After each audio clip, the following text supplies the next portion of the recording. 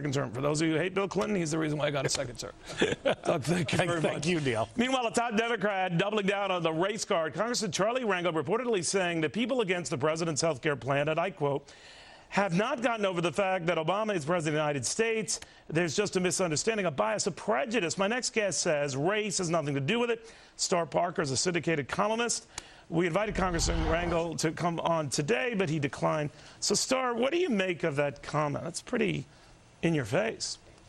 Well, it is in your face, and no question, the left for the last 40 years has very successfully intimidated the rest of Americans into allowing them to expand government. But this time, the American people are saying, no, we've had enough. We're not going to allow you to take over almost 20% of the economy and enslave us the way that you've enslaved others. You know, what's really interesting about this, Neil, is that government and expanded government has already destroyed the black community. These guys are like leeches. They suck blood from both ends. They've already sucked the life out of black America in education policy, in health policy, and Social Security policy, and in jobs, and now they want the rest of society to buy onto this plantation mentality. And what even more unique is that I'm hearing from record numbers of African Americans that are saying enough of this stuff, and the only reason they're not coming out to the tea parties and the town halls is because they're intimidated by the left.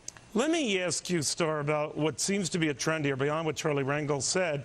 To New York Governor Patterson has said that, you know, he wouldn't be getting a lot of the grief he's getting if he weren't an African American, and I could go on and on.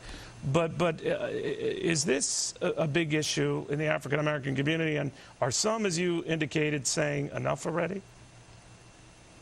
Well, what happens oftentimes, you see the big politicians, those that are in power, that are African-American, always using race. Anytime things do not go their way, they pretend that it's because they're race. And what has happened as a result is the black community is intimidated and quiet because they know that they'll get the wrath of the rest of the leadership of black America if they don't. They'll get the death threats, they'll get the intimidation, perhaps even lose their jobs. So the community sits quiet while they play race, and then the white community normally says, okay, fine, whatever it is that you want to do, just don't call me a racist or a bigot. But not this time. They're not going to do it because these guys that are controlling Washington are frankly evil, and they are taking over every industry in our society, and people are totally fed up. They want freedom. They know what it is to live free in a free country, and they're not going to allow these guys to push them into the corner and say no more freedom for you.